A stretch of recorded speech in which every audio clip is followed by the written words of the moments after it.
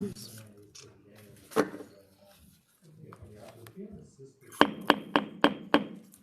evening, everyone. We're going to bring this governing board to order on February 8th. I'm sorry. Let me start over again. We're going to bring this governing board meeting to order at this time. And we will start with a pledge of allegiance and a moment of silence. Please, all stand.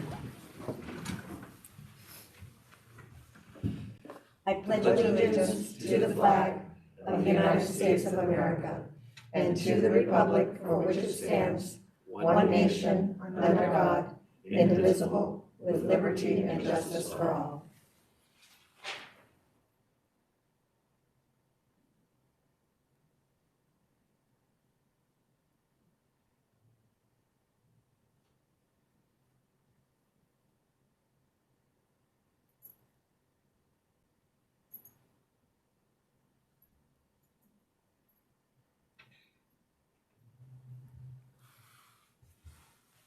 Thank you. You may all be seated. Before we begin, I just want to read a small statement. Due to the health situation with COVID-19, Yuma School District 1 will hold our regular meeting virtually via YouTube Live. The public is invited to view virtually on our YouTube page, Yuma School District 1, and or our Facebook page. Thank you. We will now go on to item number 2, the adoption of the agenda. Do I hear a motion? So moved. Second. It's been moved by Teresa and seconded by Karen to adopt the agenda. All those in favor say aye. Aye. Opposed? Motion carries unanimously. We will now go on to item 2.1, the board report. This item provides the opportunity for each governing board member to report briefly on the items such as site visits, governmental relations, conferences, and meetings attended. Are there any board members that have anything they'd like to report?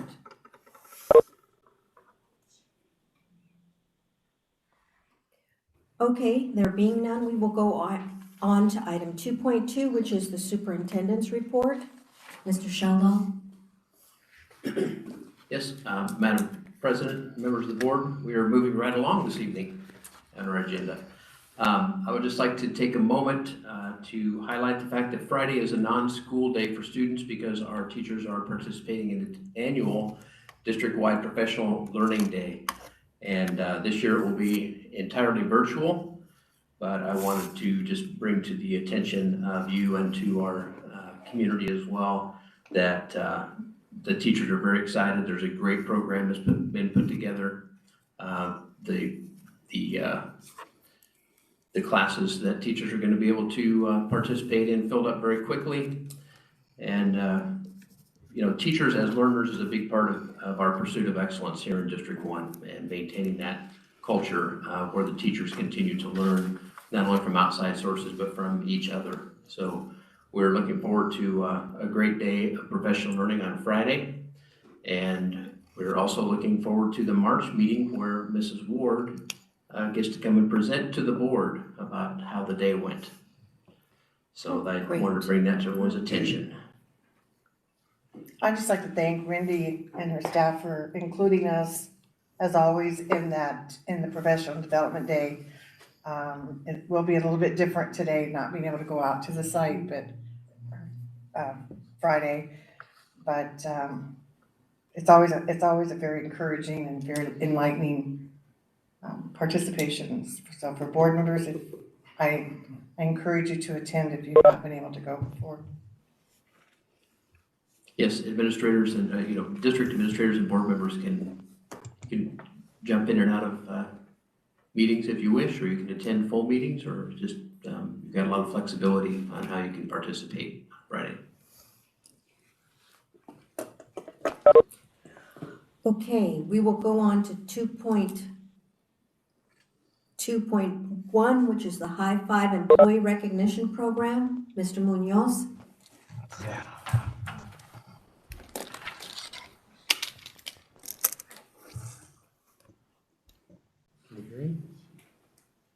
Luciano, You're muted. You're muted.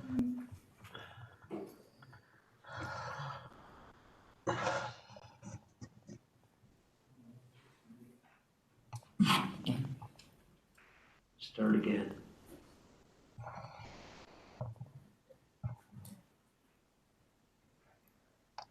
Luciano, we were unable to hear you. Can you begin again?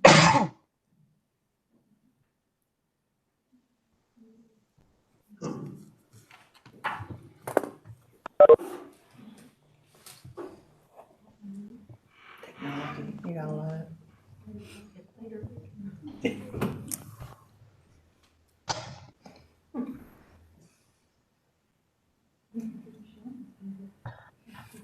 We can't hear anybody. We're Okay, having some technical Can you hear me? difficulties at this time. Oh, now we are can we hear good you. now? Now. Now, we're good now. Thank you, Oh, Ms. okay. Munoz. See what happens when you update your computer?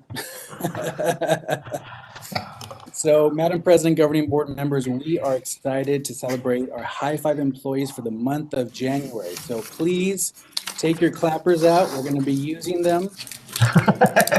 This is one of my favorite things to do as an HR director. I'm so grateful for the opportunity to highlight our fantastic, incredible, valuable employees throughout our district. And we have many, but this is a fantastic group. So I'm going to share my screen. Hopefully it works.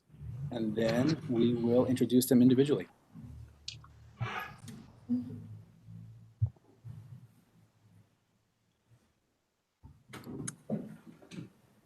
Okay, just want to confirm you can all see my screen. All right.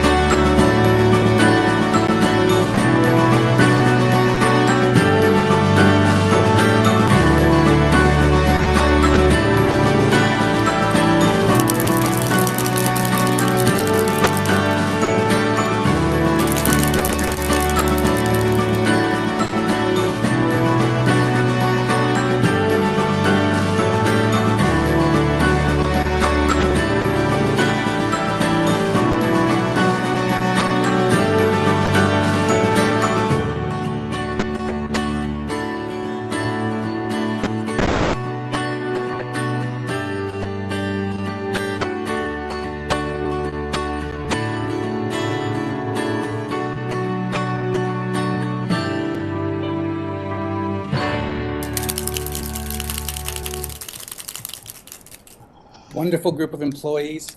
I'd like to call them all up individually right now, virtually at least. We're going to start off with Audrey Corners from Price. Audrey, are you there? Oh, I don't think we can hear you. Now, I'm here. You go. Do air high five like it's fun. Anything you'd like to share, Audrey? I'm so grateful for this opportunity, and I'm all teary-eyed. Thank you guys so much. It means a lot. Congratulations, Audrey. Thank you.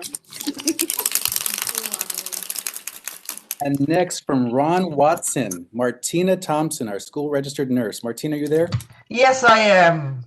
Oh my Congratulations. God, this is loud. I feel very honored, and I'd like to thank everybody who nominated me. Fantastic. Congratulations, Martina. Thank you for all you do. Now moving to Woodard Junior High, Danielle Klett. Danielle, are you there? Yes. Thank you. I'm so grateful for this recognition, and I definitely could not do my job without the support at Woodard. So I'm very grateful for the Woodard staff as well. Thank you. Congratulations, Neil. And then from Carver, Diana Ramos. Thank you. I'm really happy to be a part of District 1, so thank you. Congratulations, Diana. And from Castle Dome, Lorena Valdez. Lorena, are you there? I know she's here because she's at the district office. Let's see. Is she muted? Let's see if she's. Yeah, let's see. There we go. Can you hear me? Yes, we can hear you, Lorena. Okay, I just want to say thanks to everybody that nominated me. Congratulations. Go out for governing board members. Each of our High Five employees will receive a High Five t-shirt. They're going to receive a High Five pin and a High Five certificate that they can put up in their office. A thank you note from the district, and more importantly, a $25 gift card from Mr. G's. Thank you, Mr. G's, for continuing to sponsor our program. So congratulations to all of you. Well deserved. Thank you. Thank you. Luciano, how many nominations did we have this month? We had over 40. Thank you. Mm-hmm. Thank you very much, Luciano. Congratulations, everybody. Everybody, Yes, congratulations. Thank you. Thank you for everything. Thank you. Okay, we're going to go on to item 2.2, which is donation recognition. Mr. Sheldon? Yes, Madam President, members of the board, I'd like to highlight a few donations that we were fortunate to be the beneficiaries of in the last month. Alice Byrne Elementary School from Fry's Community Rewards Program received a check in the amount of $203.34. George Washington Carver, this is a big one. A donation of 400 coats from United Way of Yuma.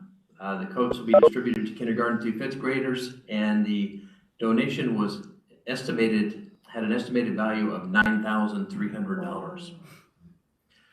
Mario Tondo Elementary from the PTO received a check for $1,037.66. Palmcroft had a couple of Donors Choose projects funded, both for Mrs. Hale's kindergarten class, totaling $381.94. And District 1 received a donation of 490 coupons from Del Sol Restaurant for 20% off. So all of our teachers are going to get 20% off at the restaurant at the Del Sol. Oh, nice. And so that this month's total was $10,934.80, and that brings our year-to-date total to $140,784.46. Wow. And we're very blessed to have such a generous community support our kids. Absolutely. That concludes my report. Thank you, Mr. Sheldon. We'll go to item number 3, which is information items. And item 3.1 is the ABAC Career Exploration Update. Mr. Sheldon. Yes, Madam President, members of the board, we have some esteemed guests in our presence this evening. And I would like to introduce, who's going to start? Mr. Tyree, our county superintendent. About a year and a half ago, we started a program with the Arizona Business Education Coalition designed to engage middle school students in opportunities to explore careers in a hands-on way. And it's really taken off within our community. We're very, very pleased to have this kind of support. So I'll turn it over to Mr. Tyree to give us an update. Thank you, Mr. Sheldall, and Madam President Foote, and members of the governing board, Superintendent Sheldall, staff, and everyone joining us virtually. It's a pleasure to be with you this evening. I would just like to take a few minutes to begin an introduction of the program itself, to tell you just a little bit of background, the history of it, and then we have two great team members that I'm going to introduce to you next, and they'll get it. Provide a little bit more information with regard to the program. But the Yuma Arizona Business and Education Coalition Career Exploration and Development Project has been a project that we've been actually implementing and working with for about 3 years now. Interestingly enough, because the first year we didn't start to actually about mid-year, and then as we all know, the past 2 years with the COVID pandemic, we've never had the opportunity to really just have a full year of regular operation. But I will tell you that even though that's the case, we have continued to work with and around that, and have been able to offer a program that really is designed to do sort of hands-on relative kinds of things. In this virtual environment we live in, we still had an opportunity, to conduct our instruction and our program in that way. So the program began, as I said, 3 years ago. In the beginning, we had just 2 schools to start with, and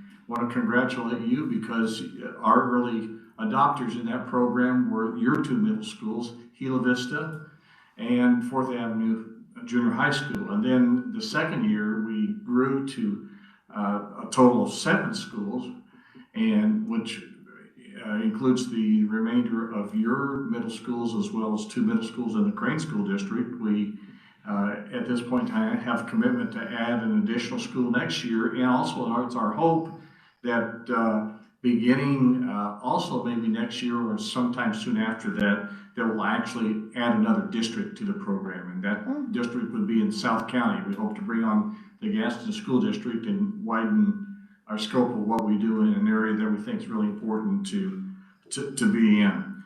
As the name itself suggests, the program is one where we provide an opportunity for middle school students to think about careers, maybe a future job, what they need to do to study and get there.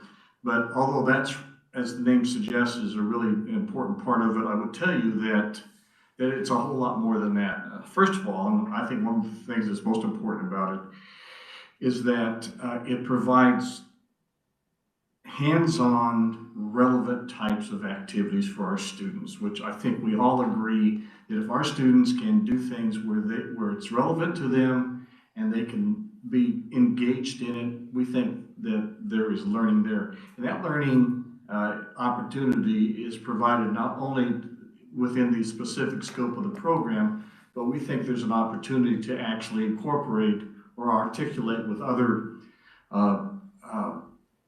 scholastic or core areas in the school itself. So students basically can use this type of a program to apply math and science and other, obviously reading and writing skills, incorporate all that into that program. And because they are engaged in it, and because of the fact that it's fun, we think that they learn a lot more.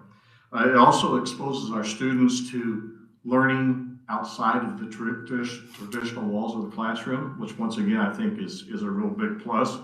And something that I think is just as important is that it's an opportunity to bring our community into our schools. And I think it's really important that our community, our business community, have an opportunity to see the great things that are going on in our schools, and our trade partners, our industry partners, to to provide the assistance that they do to the program, they come into our schools to work with the students side by side.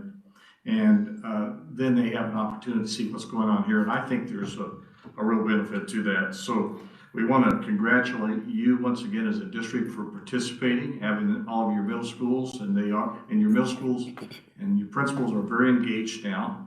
And once again, congratulations to Gila Vista and Fourth Avenue for being early adopters.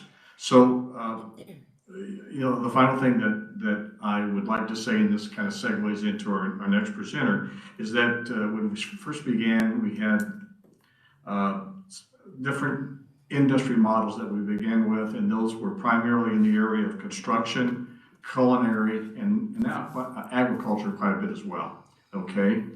And I would like to introduce to you next Mr. Clint Harrington, who is the owner of Pilkington Construction with his sister here in Yuma County. And Clint has been with us at the very beginning and has provided not only his time and his expertise personally as well as his staff, but also has supported us with a lot of materials and financial assistance and aid.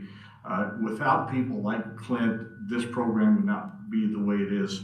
And so I'd like to introduce Clint Harrington to you, who will talk to you a little bit more about the perspective of being an industry partner, what that means to him, and also as a father. Clint? I think if you click through, there's some more pictures, so it's control on the mouse. Ready for that now? Please. Madam President, members of the board, Superintendent Sheldall, I want to first thank you guys for being a part of this program and giving people like me a theater that we get to go interact with our wonderful youth of of Yuma. And, you know, I like Tom said, I provide two perspectives. One is an employer here in Yuma, and one of the things that we have to do better is try to retain the brilliant young men and young women of Yuma and not let them run off to San Diego and Phoenix and Tucson and have to try to get them back. And I find that a lot of the kids aren't aware of the opportunities that are here outside of that traditional doctor, lawyer, engineer path. You know, when I speak, I tell everybody I went to U of A, I got an engineering degree, and I came back and went through a 4-year trade program. So as a Yuma kid, I kind of feel like that there's a lot of paths out there for our youth that they might not be aware of. And CTE classes really kind of open their eyes to that. And whether you're going to be a doctor, a lawyer, an engineer, it doesn't hurt you to know how to take a building apart or how to cook a nice meal for your family, right? It's all about analytical thinking. You can take any project the kids are working on, and if we have them think before and use these soft skills, math skills, and then do the project and then do a post-project analysis, it's a thoughtful exercise. You know, we tell them in construction, we just don't pick up a hammer and start swinging it. There's a lot of planning, there's budgeting, scheduling, you know, just communicating to other people. And that's something that I see with the young kids coming up that they could work better on. And I have, like Tom said, I have a 15-year-old, a 13-year-old, an 11-year-old. So I get to see what a challenge it is to try to, you know, convey and get this information to my kids. You know, like you can write an email to somebody, tell them what you're trying to accomplish. And it's amazing how tough it is for kids. You know, if I was in your position, I would want to know something. I would want to know that your teachers and your principals are doing an amazing job. And they're adapting in this COVID climate when it would be easy to say, you know what, we'll wait until this is over and we'll pick A back up whenever life returns to normal. But they're not doing that. They're adapting. And it's amazing to see with Heidi's help, right? Heidi's our hired gun that has come in and really kind of completed the project, you know, the ABEC curriculum, is that when you put little modules together for construction, for ag, for culinary, and you send them home, the kids love them, the parents love them. At Fourth Avenue Junior High, there was a bridge project. I don't know if you guys saw the pictures of that with the turtles crawling across the bridges. One of my buddies welded a bridge with his daughter, and he called me up and he said, hey, I know you're a part of this. We had a great time welding this thing up with Sophie. And what we're doing right now is we're trying to roll out a culinary version of this, which is really difficult to have everybody cook at home. But Eddie Guzman, the famous tacos and beer guy that just opened up the Juliana Steakhouse, is on our team. And so we have a lot of interesting things coming. And what I really love about it is that we're adapting. And I think that is a skill set within itself that the kids need to look and go, you know what? there's this COVID curveball, we can't do this, but look, if we think about it and plan and use our skills, you know, we can thrive. And it really makes my heart happy to watch ABEC do this with your schools. And I think if the kids go away and they don't become a master chef or a construction person, maybe they'll take a little bit of that with them and apply that to whatever career path they end up on. And it really is a fun part for me to get to go build stuff with the kids and to get to watch them develop and see, you know, when you first go in there and you talk about, put the hammer down. You guys aren't gonna start swinging the hammer. You gotta write out what you're gonna do. You gotta write out the materials you're gonna use, get them to think. And then, you know, you watch the project that they do and they get to do a post-activity analysis. And it's amazing to see the wheels turning, you know, and I kind of have to do that with my own kids at home. Like, hey, let's plan a little bit first. And so, you guys have some amazing teachers, some amazing schools that are doing construction, right? Dave Colson is on fire. You know, no wonder he got, you know, Teacher of the Year. And I don't want to rob all of Heidi's thunder and steal all the things that she's going to say, right? So I'll pass it over to Heidi, let her come up and give you an update on what we're doing and where we're going. Heidi?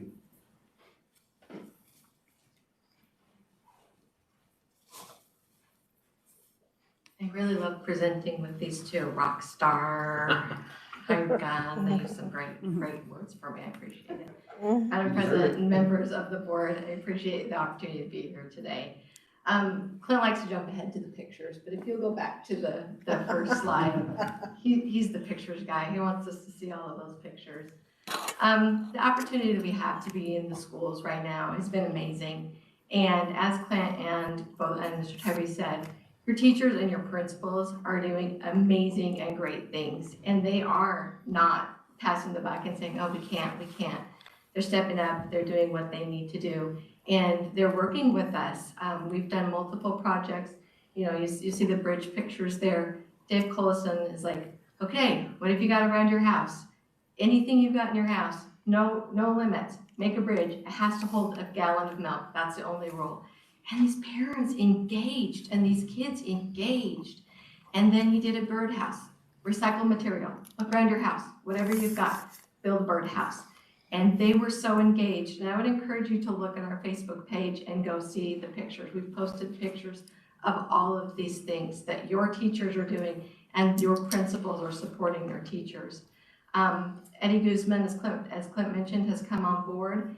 And Castle Dome, we're currently working with them, coming up with some ideas for some Saturday cooking lessons. Get your parents involved, buy these materials, log in and cook with Chef Eddie. So we are really excited to be here and to really introduce those things. And the reason we're here is because statistics have shown that by the time the kids get to high school, it's too late. They need to be introduced to all of these things in middle school. And that's why we're touching on all of the middle school students to talk to them about the different careers. You know, Clint mentioned medical. You know, you're like, what do you want to be when you grow up? Do you want to go in the medical field? Doctor and nurse, that's all they think about. They don't know that there's so much out there. And I'll break it down a little bit more. We have the curriculum. We have the curriculum that we can share with the teachers, and we have multiple teachers that are engaged and have taken on that curriculum. We have training, and we're just waiting to get back into the schools virtually, get some time slots so we can give the curriculum to them. We have curriculum from Jobs for the Future. It is amazing, built out of Harvard. And there's a health sciences program. The binder's this thick. You don't have to go through the whole thing. You can pick and choose the lessons. But we want students to realize there's medical coding and billing, phlebotomy, pharmacy tech, x-ray tech, so many careers that they don't think about. And that's our goal, to touch on those careers in middle school and just open up their eyes. You never know what will spark that attention.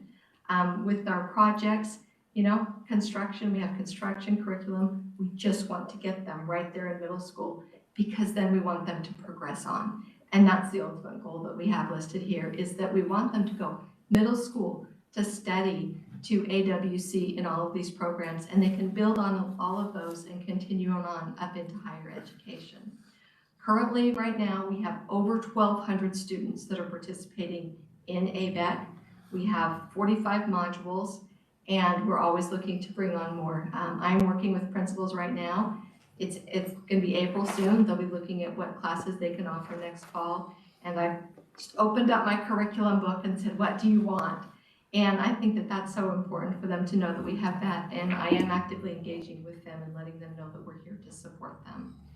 So at this point, we have multiple business partners. We get together once a month and talk about what we can do in our community and what we can engage and how we can engage with those students, those teachers, and those principals. So thank you for the opportunity to be here. Thank you, Heidi. Before I give you a chance to ask any questions you might have, I just want to point out two important things. One, once again, that what we hear continually from the people who employ people in Yuma is that they need a skilled workforce. And so that's ultimately what we want to do, is introduce them to the opportunities that they have out there. But then, as Clint said, train them well, keep them in our community so that they can go to work in some high-paying jobs in our community. And then the other thing, just as a sort of an aside, it goes back to our teachers. You know, in some cases, teachers end up teaching in an area that they're very familiar with. An example would be Dr. David Collison, as Clint talked about earlier. You know, that's kind of his area. But what we're finding is that this actually ignites our teachers, sometimes veteran teachers, because they have an opportunity to teach something that maybe is outside of their core curriculum that they have a real desire to do. And what happens is they start teaching something that they're very passionate about, and we think it really provides new life to them in their teaching. Okay, so I won't go into it, but boy, I'll tell you, our next one is going to be automotive, and you ought to hear about some of the things we have planned. It's going to be really exciting for our students. So with that, if you have any questions, we'll be happy to try to answer them for you. And if not, we don't want to overextend our welcome. We'll be on our way. Tom, if I may add, my granddaughter attends one of our middle schools, and career exploration is one of her favorite classes and one of her most favorite teachers. Well, thank you, although I would have never guessed you're old enough to have a granddaughter. Oh, smooth. Thank you. And by the way, that's the great thing about it, is that these programs, these things we do, you know, both the women and the men are both involved in it. You know, the trades kinds of things that Clint does, you know, it's open to both sides. And so I think that's an important thing. Any other questions? I have a question and a comment. At what point is it when they get into first get into middle school, or is it at 7th grade, 8th grade? Because I think longevity helps with stick-to-itiveness. Sure. If we start them in 6th grade, they've got three years of being able to participate, and that would stick to them, I think. So Well, do we let them start in 6th grade? If we have a 6th, 7th, and 8th grade set up in any of our middle schools, I think that opportunity is there. Some of it has to do with the classes that a 6th grader might take in relation to a 7th or 8th grader. But if they're taking the same kinds of courses, then that's open to them as well, right? Okay. Right. And then just a comment, I was able to attend the first sessions they did at 4th Avenue a year and a half ago, when you were building the shed for the garden. And I have to tell you, it was amazing to me to watch what they were doing, because they were building a shed, but when you were listening to what they were saying to these kids, they really were getting them to think, okay, no, you can't, how long are you gonna cut that board? Oh, you gotta go back and figure it out. How, you know, what does the plan say? And the other thing that impressed me was that this thing was after school, and the kids stayed at school so they could go. And it was full. They had to turn kids away. And the other thing, Tom, it was girls were just right in there with the guys, and it was really, really, it happened to also be the day that State Superintendent Kathy Hoffman That's right. was here. I'm sure. And you could tell she was very impressed with it. So I'm a big fan of it. I just think it's awesome. It's just incredible. Well, and I'm glad you. we're a part of that. We appreciate it. We're glad you're a part of it as well. You can tell we're passionate about it and proud of it. And I will tell you that people in the rest of Arizona know about what's going on down here in Yuma. This program is the flagship of Arizona, and we're going to have a number of additional people that are going to be coming down to see what's going on here. So once again, thank you for the opportunity and time to be with you this evening. Oh, Tom, thank I'd just you. like to say, and Clint and Heidi, Yeah. we have meetings every month, and what Clint said about our principals and our teachers is exactly true, but it's the same is true of our community and of the effort that's being put forth on the partnership side. Every month when we log on, it seems like Clint or Heidi is introducing a new person from the community who's signed on to offer their expertise and offer their support for our kids. So the program has grown, maybe not exponentially, but pretty close during this COVID era. And I can't wait till we can return to a more normal, what we think of as a more typical learning environment, to where the kids can get, take it to the next level. But one thing that Clint pointed out is the level of parental engagement that we're seeing now with the kids who are they're executing these projects at home, and the parents are chipping in and helping them, and it's becoming a family project. It's really really neat to see. Clint, I've got one question for you. Are some of the students realizing in participating in this project that, oh my gosh, maybe it is important to pay attention to my language arts teacher in creating a good plan so that everybody understands it, as well as in the math? Oh my gosh, well, now I know it's an actual example, living example of, I better start working on those fractions as well. That's what I think is so exciting about it, because I think it's a firsthand example of why these kids, practical application of why they should pay attention on correct reading and writing, as well as their mathematical skills. Agreed, and I hope that I believe that they're realizing it. You hear, when am I ever going to use this, right? You're never going to use that in the real world.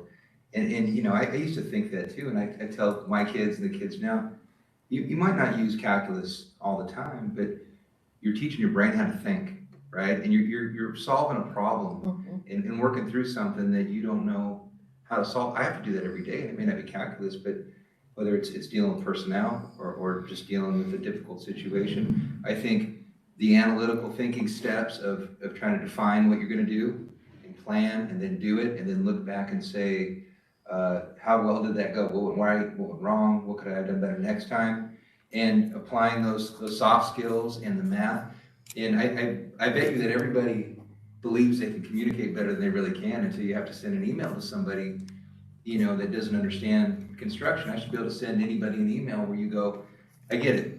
And that's the goal with the kids is that the soft skills are something that's really needed. And I think in adults too, right? We all can improve on that. But I'm hoping they understand that, because instead of building the marshmallow shooter, they have to sit down and kind of work on it. And I think they realize that they accomplish more by planning. And if they did it a second time, they would be able to look back at what they did wrong and right the first time. So I'm hoping that's something, if anything, I hope that impresses upon them that yeah, you use everything in life, whether you think you do or not. And you got to put it all together, right? And you got to, it's all that little stuff added together that makes you have a seamless, well-communicated project or experience with somebody. And I see it all the time, right? You get an email from somebody and I go, gosh, I don't understand what this person's trying to tell me. And I put a barbecue together with my kids the other day, you guys, with my 3 kids in the backyard with the instructions. And it was kind of like an ABEC project. And I realized how everybody looks at the world a little different, and how difficult it can be to work in teams, to follow instructions, whether they're blueprints or a barbecue, share tools. And, it's kind of fun. I stand back and I think this is just like my ABEC project, and working with the kids. And I hope so. For me, it doesn't matter what career path they follow, as long as they take that problem solving communication lesson with them, I think they're going to be better at whatever they do. So. Precisely. Absolutely. Thank you. Hopefully I answered your question. That was a You long did. answer, so. No, you did. You did. Thank you. You're welcome. Okay. Thank you very much. Thank you once again. Appreciate your time. Thanks, Tom. Thank you. Thank you.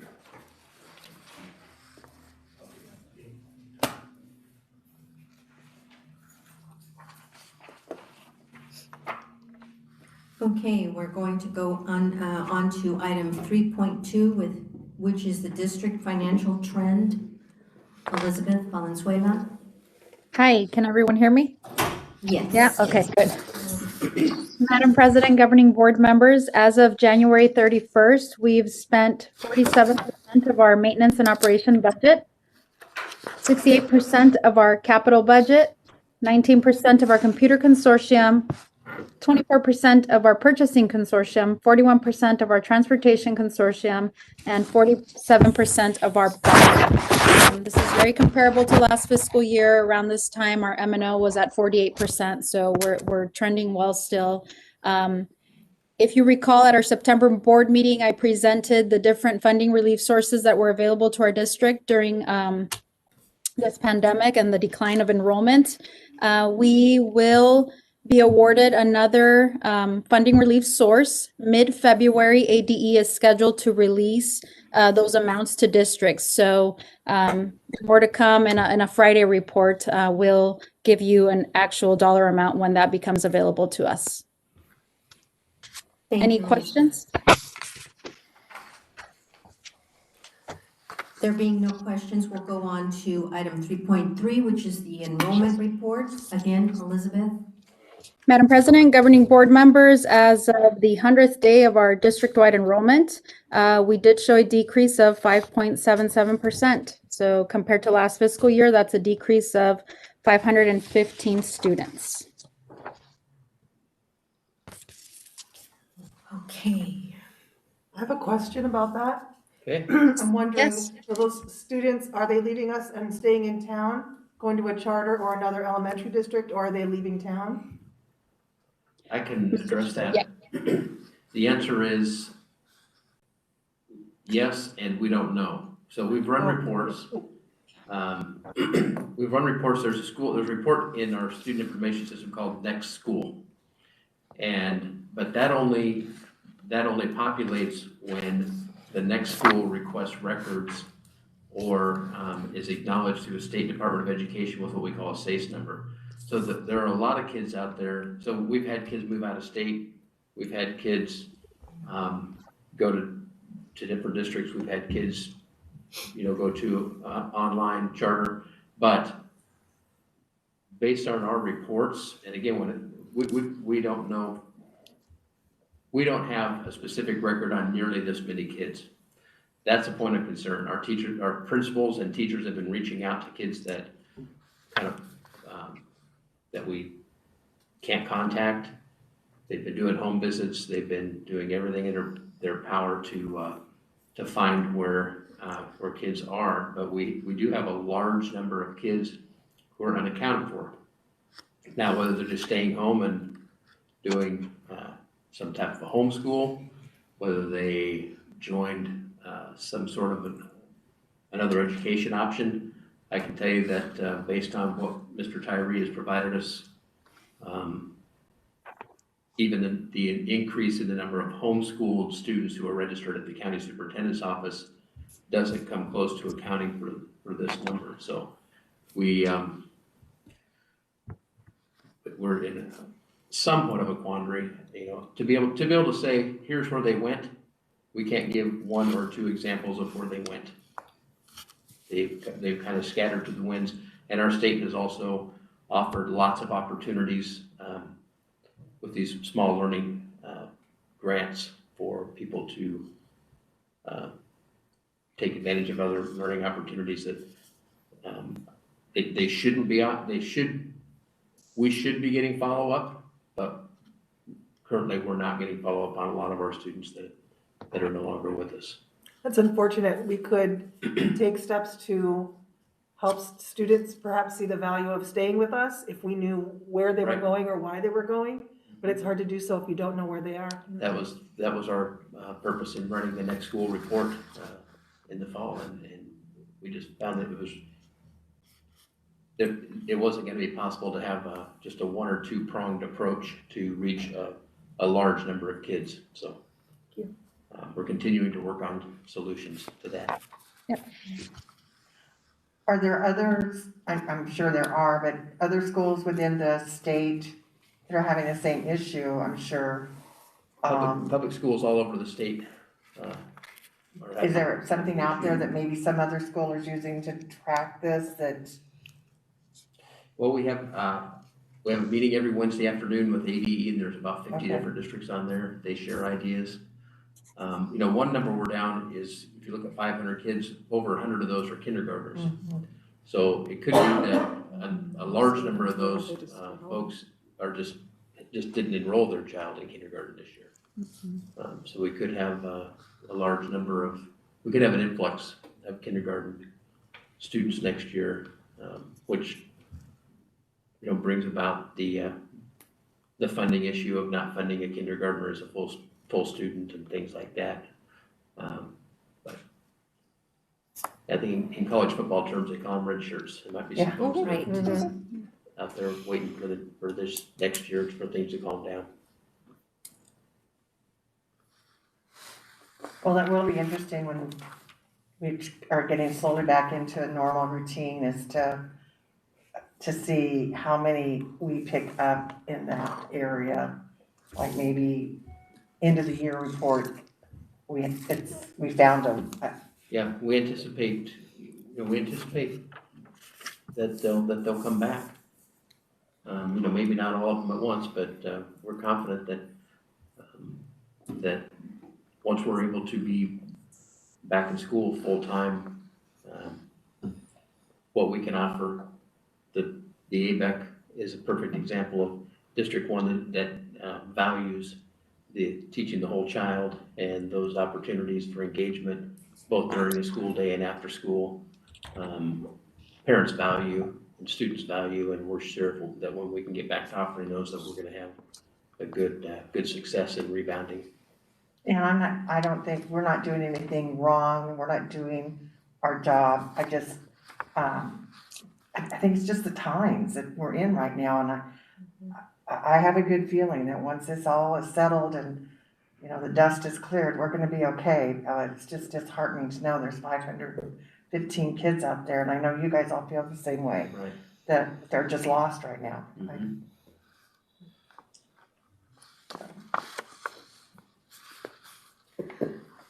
Okay, we're going to move on to item 3.4, which is the Galileo mid-year assessment. Mr. Shepherd? Madam President and members of the school board, thank you for having me tonight. We're going to talk about assessment and learning, and part of that is the Galileo results in there. I think I want to approach tonight's discussion in three ways. One, let's talk about the current reality of where we are. And let's talk about coming back better, stronger, and empowered. And then let's also talk about our long-range opportunity. Okay, so that's how we'll break up tonight's discussion. So our current reality, when you got to see those charts in your board book, you saw ELA, you saw math, and you saw science. And so let's talk about ELA and math right off the bat. You saw in there, in general, because I talk in general terms when I talk to the school board, and you notice that we made incremental growth, which in many of our eyes, we said, good, I'm glad we made incremental growth, because we just were not sure where we were in this whole year. What a very, very different year. And we've given Galileo 1 and Galileo 2, they were both done at home in environments of, we don't know how exactly those tests were given. So we're thankful that it came out like it is. Is it great? Absolutely not. Are kids on track where we need them to be? Not yet. And so I don't want to paint a false picture of that. But we do see that kids are progressing, and we also don't think that there is still this feeling that there's a whole year lost in here. I just don't think that's true. You know, we have a lot of learning coming up here still. We're gonna get kids back to school, it looks like, coming up, and so I'm looking for what's on the horizon there. So what does this, oh, and science, we talked about science as well. Science, there's a new test coming in the state of Arizona in a year from now. So we have been working with new science standards on a new test in Galileo, and so our kids actually, look at those scores, actually did quite well. We're quite pleased with how they progressed and the standards that they're learning. So that was a good thing, and I'm glad our kids are showing that progress. So with that in mind, now that we know what that looks like, there are some things that are real, that are happening here. And I loved having the ABET before that because that was a mic drop. Yeah. Wasn't it? That was a total, we could have stopped the meeting right there tonight and said, wow, look at the opportunities that our kids have and what they are learning. And so, but there's some other things that are happening that are real, that are happening in our district. We constantly hear the stories of sibling collaboration and sibling instruction. Kids of the same family helping each other out, working on their problems, and we know of older kids who are helping their younger kids at home. We know that's happening a lot. Sometimes it's happening, we heard one story where the older child is actually not doing their own work because they're helping their younger children too much. So we're working with that in our district. We know that some students are flourishing in this new environment. We've heard that repeatedly. This environment, doing this virtually, has really been a good thing for my child. We've heard those comments. We like those. From Matt Cassidy, our Director of Exceptional Student Services, he has students conquering their IEP goals. And I love that word, conquering their IEP goals. They're being successful in that, and I love that. And from the other end of our continuum, Erica Mendez, our preschool director, said the one-on-one sessions that our little preschoolers, these little 3-year-olds about the size of this table, who are having one-on-one sessions with their teachers and their paraprofessionals, and they're having some wonderful experiences online as well. And so that's been a really good thing. And the word that I have in here also, and Clint, I believe, also used the word, and he talked about empowering families. And I use that in my notes as well, because through all of these different things that we have in our learning, we have families that are being empowered to teach, to collaborate, to communicate. And two of those words, collaborate and communicate, those are part of the big 21st century skills that our employers would like to have from our students. And so I thought it was just great that he used that, and he was talking about our middle school kids, and I know that this comment came from the other side of the continuum about empowering our younger grade parents as well. So let me stop.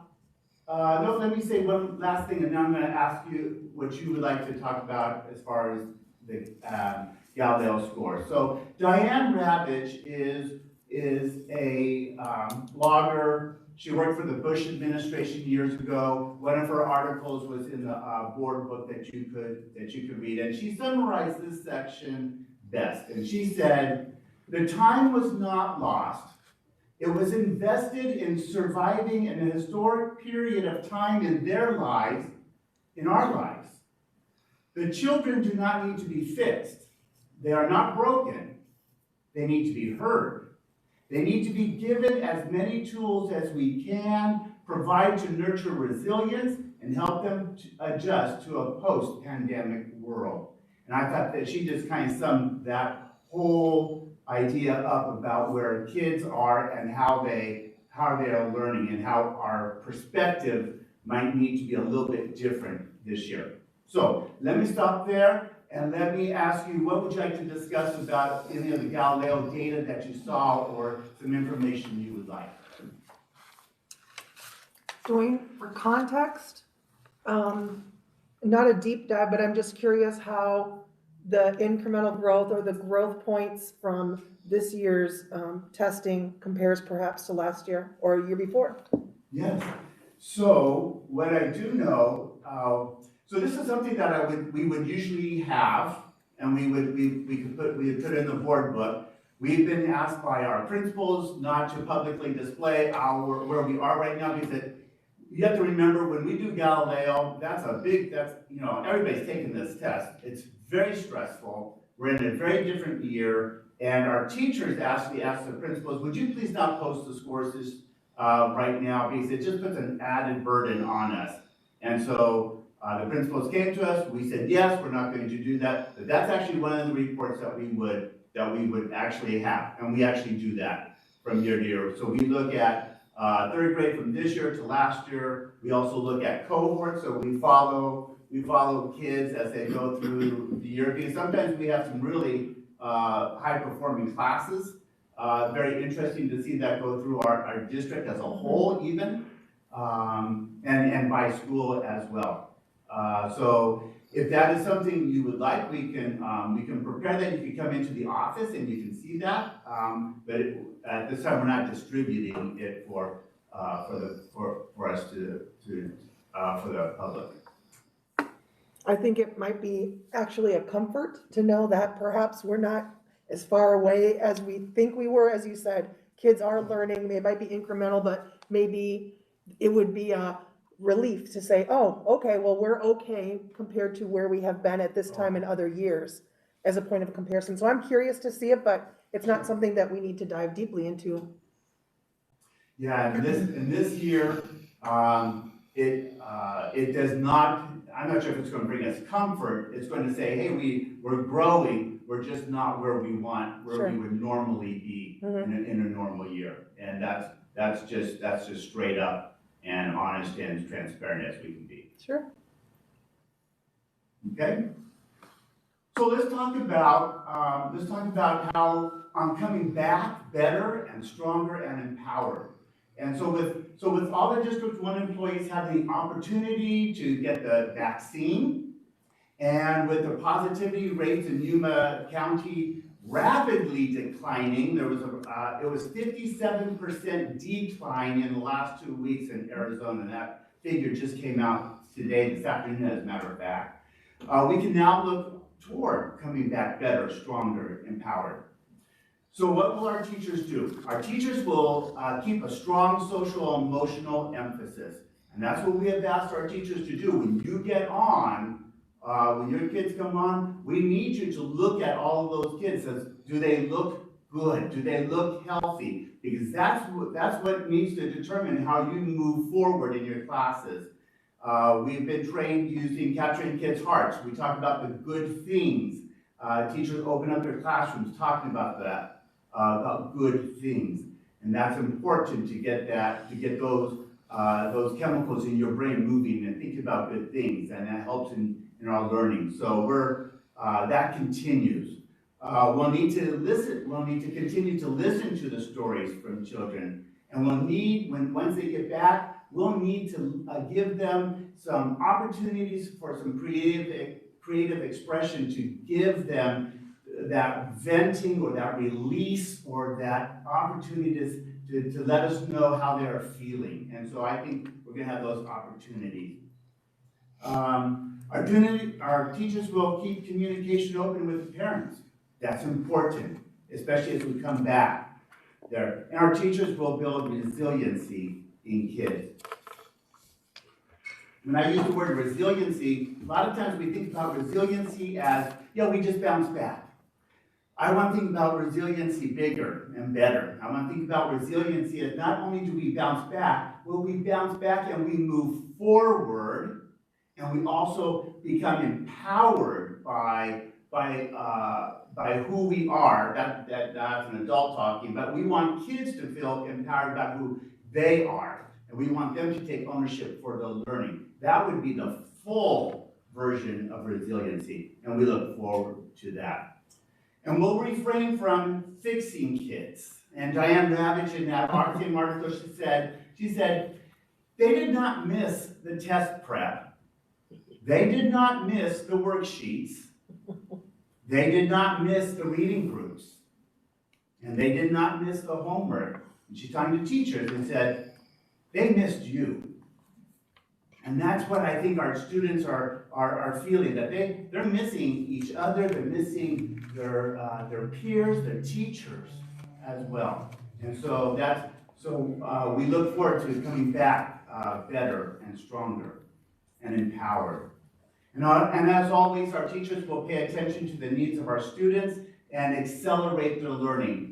There's going to be lots of opportunities to determine where kids are, and we're going to have to look at every single student individually and to determine individual paths. What does this child need, and what does this child need in our district? So, and so this section I would end up with, remember that sometimes we have to go slow so that we can go together and so that we can run at the end of all this. And so that's coming back. Any questions about as you think about assessment and learning and coming back? I don't really have a question. I just comment that coming back is going to be the toughest part. Leaving was hard. But as we all saw through that process, we adapted. Our staff came together and we said, what can we do? And it was for the kids, and it's the same thing. And I would hate to see us, and not as just us by district, statewide public schools, I would hate to say that they have to come back and immediately get into another testing round. Let's see where you're really at now. You know, we're gonna let you go to school for 4 weeks in class, and then we're gonna test you again. I really hope in my heart of hearts that we don't have to test again this year. I just don't think that is, and I don't know where that sits, and I'm just so anti-testing right now. It's not profitable, it isn't, what's the word I want, productive. Sure. It isn't something that our kids need right now. They need exactly what you talked about. And so do our teachers. Our teachers don't need that stress of testing again. I don't know where we are with that, and I'm sure my words are gonna fall on deaf ears up where it matters, but I just needed to get that out, that I really, really don't want to see us have to test anymore this season, or this school year. I think a lot of people would love to be able to say, hey, we're not going to test this year. I don't think that's going to happen. I'm sure it's not. And even with the federal, even at the federal level, well, we're trying to figure out where our new Secretary of Education is going to end up on the testing issue, because that is, as soon as he's confirmed, he has to make that decision about whether he's going to approve waivers for this nation regarding testing. Right. If it starts there, then it would potentially trickle down to the state level, which then could give us some relief there. We're not sure where that's. And that's what I'm asking for, just relief from testing for this year. Yeah, I know, the trend, you know,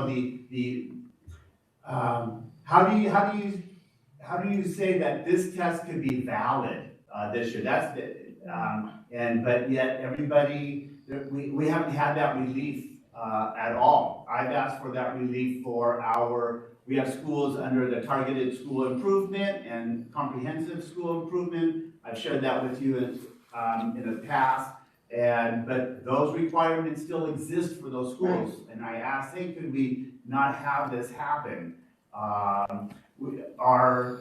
Even our little guys, our kindergarten, first, second, and third graders, K2 takes the Cadence reading test. And remember, third graders have that high stakes test that looms over them every year. And right now, that still exists. Yeah. There's no reprieve yet from that. And so, but we can't wait until we get, I'd love for that order to come down and just say, you're excused.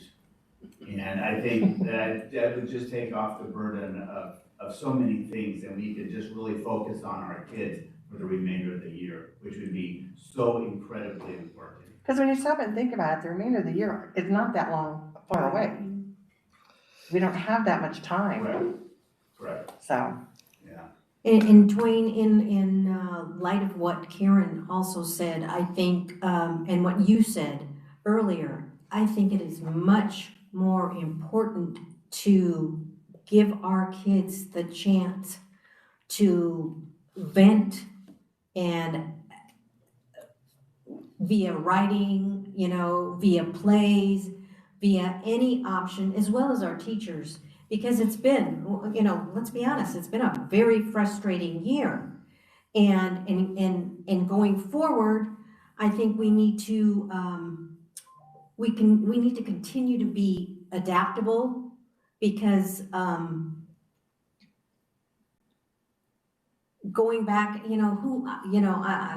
the testing is just so stressful, and I just don't think it's needed at this time. And the kids need that opportunity to be able to say, okay, this is how I felt. Spending time with my family, was it good? Was it bad? And a very important thing going forward is solving any big problems in the future requires everyone's cooperation, everyone. And I think we've all come to that realization this year. You have to compromise to go forward. And we all realize that screens are not, they're tools, but they're not replacements for our teachers. So I'm really pleased to hear that District 1 is going to give that opportunity to not only our students, but our teachers, to be able to have the opportunity to say how they felt this year, to talk about this past year, good, bad, or otherwise. That helps them get it out. And then they can move forward on like you said, being better, stronger, and definitely it will empower them. Our counselors have a big task ahead of them. And so I'm so thankful for them. It was just National Counselor Week last week that we got to celebrate all of them. And they have a huge task ahead of them as they bring kids back onto campus and look at how well they are. I know several board meetings ago when this all first started, or maybe it was one of our study sessions, but we asked that the teachers have somewhere that they could go to vent or just to get away, not a padded cell, but just to get someplace where they could just be quiet and soft music, like walking into a spa or something. So maybe we need to set aside rooms for our kids. Well, our entire professional development day is centered around self-care for teachers. And so it's been really exciting. And I don't know if you've seen the emails that have said, we have 450 teachers who have already signed up. We've never had that before. They are excited about this year's professional development day and about just the numerous offering about how you can take care of yourself during this time. And so, and I know that looking forward to it. I hope they take full advantage of it, because, especially as we prepare and begin thinking about kids coming back onto campus here pretty soon. So let me finish up our short discussion tonight with about our long-range opportunity here. And our long-range opportunity says that our district will plan a robust, substantial, in-person summer school, provided that the pandemic numbers are in the correct range. So if we're going to do things in person, we have to have the right range there. We're going to need to leverage funds from multiple sources to provide academic and social emotional support to kids. And the last thing that I wrote was I figured out we have to think about this as a 17-month process, beginning, and I was just using kind of March 1st as my beginning date. So think about the rest of this year, summer school, all of next year, and one more summer school. And at that time, at 17 months, let's find out where we are and how much we have grown in that time. And I think that we're going to be able to maybe close in some of those opportunity gaps that have arisen, and that we'll be able to make great strides with our kids, bring them back, that they'll be better, stronger, and that they'll be empowered too for these next couple of years. This is going to be an interesting ride for that. Any questions? That's the end of my presentation. Is there anything else that I can get for you? Any more information that you would like? Thank you for your insight. Yes, thank you for your presentation, Dwayne. Yeah. Okay, we will go on to call to the public. The governing board welcomes statements from residents and appreciates constructive suggestions and comments that help meet the education needs of the district. We do have one comment, and I will read it, and we will go from there.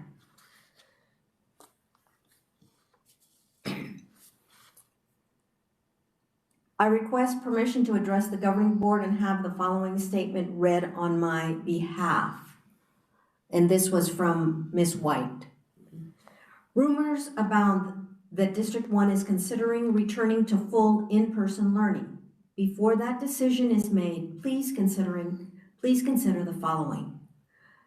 The Tucson Unified District had 4 teachers pass from COVID-19 in the last week of January.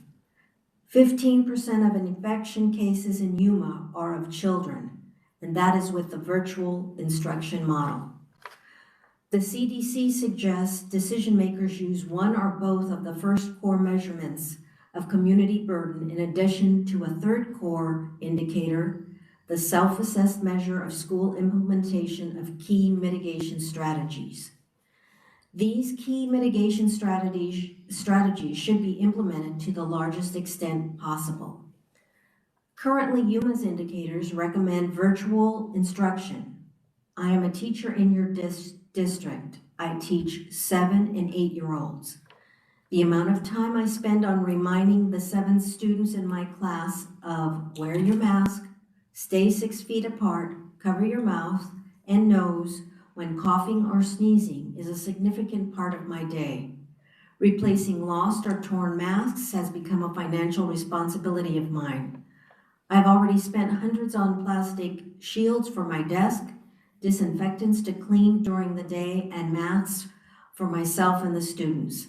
How much more am I going to have to spend for a class of 30, and will the cost include my health and possibly my life or the health and life of a student? I appreciate the care and concern you have shown the staff and students of our district so far.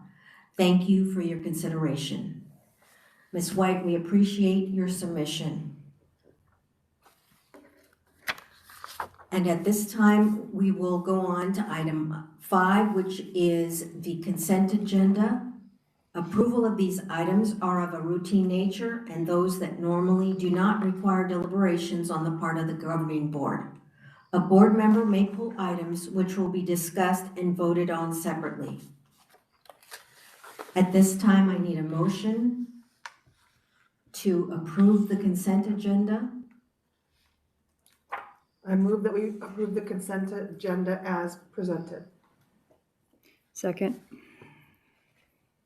It's been moved by Adele. No, Faith. Okay, excuse me. It's been moved by Faith and seconded by Teresa to approve the consent agenda as stated. All those in favor say aye. Aye. All those opposed? Motion passed. We will now go on to item 6, which is action items, and there are none submitted at this time. So we will therefore go on to item 7, which are future agenda items. Madam President, as you're aware, we have a scheduled special meeting on Thursday at 4 o'clock. So that item will read something along the lines of discussion and possible action on information will be presented regarding the current situation on a number of fronts, from testing to vaccines to facilities, and also we'll get a chance to hear from some of our principals, and then also potentially take action on a decision to return to in-person learning and in-person instruction at that meeting.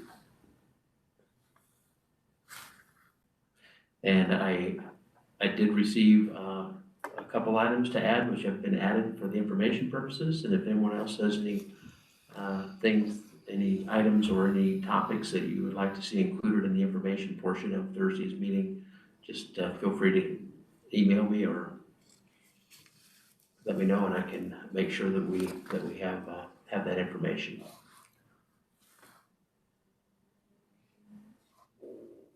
Okay.